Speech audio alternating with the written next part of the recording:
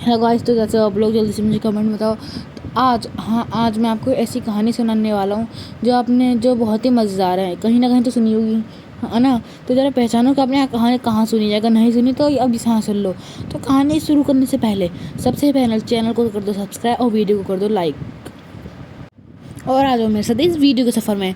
तो कहानी के शुरुआत में होता है कुछ ऐसा था।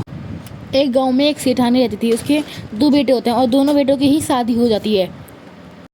जो बड़ी बहू होती है वो होती है गरीब, है ना, इसलिए वो दहेज में कुछ नहीं ला पाती। लेकिन जो छोटी बेटी है ना, वो थोड़ी पैसों में थोड़ी वो थी अमीर घराने से, इसी कारण से वो दहेज में बहुत कुछ ले आती है। तो उसके साथ बड़ी वाली से चिड़चिड़ी रहती है और छोटी वाली से खुश रहती है। और बड़ी वाली से खूब सताती है। बड़े वाले को उससे सारा घर का काम कराती है, उसे जितना हो उतना सताती है। सारा घर का काम उसी से कराती है, छोटे वाले से कुछ नहीं कहती। बड़ी वाली को ना घूमने जाने देती, ना कहीं बाहर जाने देती। हर बात में टोकती कि हर छोटी से छोटी बात में कमी निकालती है उसकी, है ना। लेकिन छोटी वाली को कुछ नहीं कहती वो, है ना। उसे अपने साथ हर जगह ले जाती है, पार्टी में, हर जगह। तो एक दिन पता है क्या हुआ? उसकी सास जो है ना जीने से नीचे आ रही थी और उसकी चप्पल थी थोड़ी गीली, इसलिए वो जीने से फिसल गई। और दोनों बहू वहीं बैठी थी। दोनों भागी भागी गई कि हुआ क्या है, आखिर मामला क्या चीज़ है। उसने देखा कि उसके साथ गिर गई है जीने से, और जीने से गिरने के कारण उसकी सास को बहुत चोट आई थी। तो वो उसकी सास को कमरे में लेके गए और डॉक्टर को बुला के लाए। तो पता है क्या? डॉक्टर ने बोला कि अब ये उठ नहीं सकती, इन्हें 1 महीने तक जो व्हील चेयर पे ही बैठना पड़ेगा क्योंकि इनकी टांग हो गई है टूट। ये सुनने के बाद दोनों बहू हो गई भौचक्का और उन दोनों की सास हो गई परेशान। अब मैं क्या करूँ, अब तो मैं उठ ही नहीं सकती। और सास फूट फूट के रोने लगी कमरे में। लेकिन बड़ी बहू उसका हौसला बढ़ाते हुए उसे शांत कराती है। वो बोलती है, माँ जी शांत हो जाए क्योंकि आप जल्द ही ठीक होने वाली हो। ऐसा मत सोचो कि आप ठीक नहीं होगी, बस डॉक्टर ने कहा कि 1 महीने ही लगेंगे आपको ठीक होने के लिए।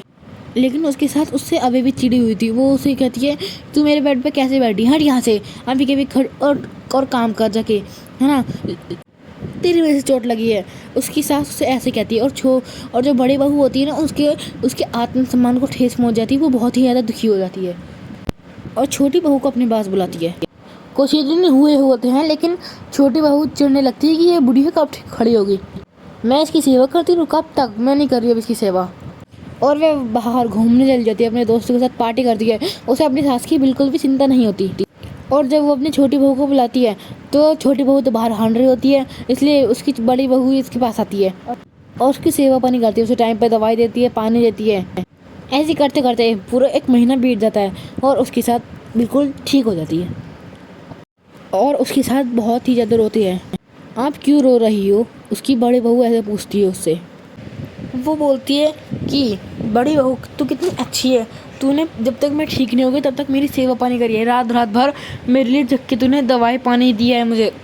बल्कि इसी छोटी बहू तो बल्कि अपनी पार्टी में दोस्तों के साथ में वो मौज मार रही थी और तू मेरे साथ यहाँ पे काम करा, मेरी सेवा पानी करी थी। और वो सास बहुत ही ज़्यादा दुखी होती है कि मैंने असली हीरे को नहीं पहचाना, और वो उससे माफ़ी मांगती है और अपनी गलती का पश्चाताप करती है। और बड़ी बहू तो ठहरी दयालु, उसने 2 मिनट में अपनी सास को माफ़ कर दिया। उसके बाद उसने अपना सारा प्यार और लाड़ बड़ी बहू को दिया और दहेज के बिना लालच करते हुए उसे भी अपनी बेटी समझ के प्यार किया और अपनी सारी जायदाद उस बड़ी बहू के नाम कर दी। और आप अभी बताएं कि इसकी सास ने सही करा या गलत? जल्दी से मुझे कमेंट सेक्शन में बताएं।